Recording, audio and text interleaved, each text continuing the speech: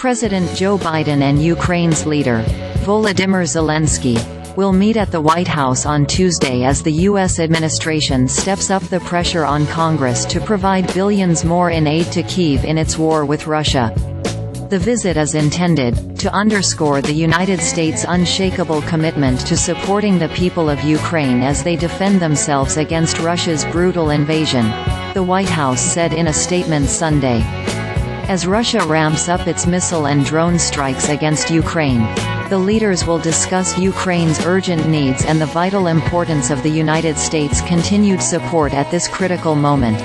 Zelenskyy's office confirmed that he had accepted Biden's invitation. He also has been asked to speak to a meeting of all senators.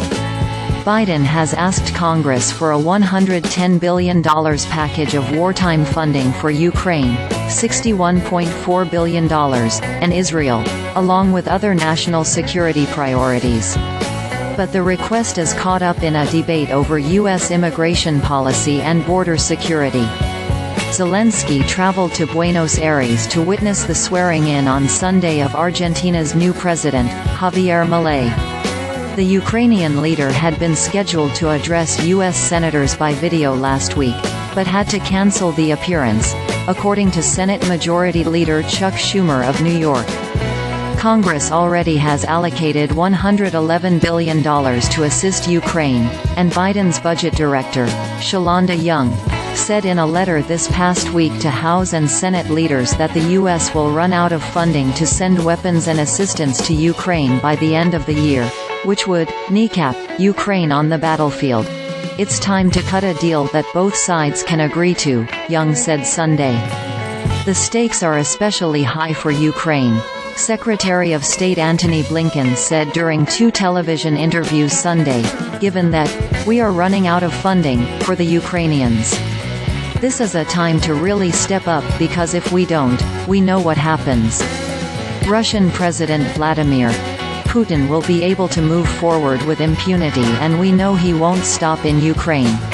Earlier, he defended the emergency sale to Israel of nearly 14,000 rounds of tank ammunition and also called for quick congressional approval of the foreign assistance.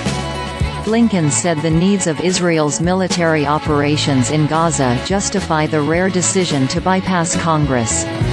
Israel is in combat right now with Hamas, he said, and we want to make sure that Israel has what it needs to defend itself against Hamas. The tank ammunition and related support constitute only a small portion of military sales to Israel, Blinken said, and that the rest remains subject to congressional review. It's very important that Congress's voice be heard in this, he said. The decision to proceed with the sale of more than $106 million for tank shells came as the administration's larger aid package is caught up in a larger immigration debate.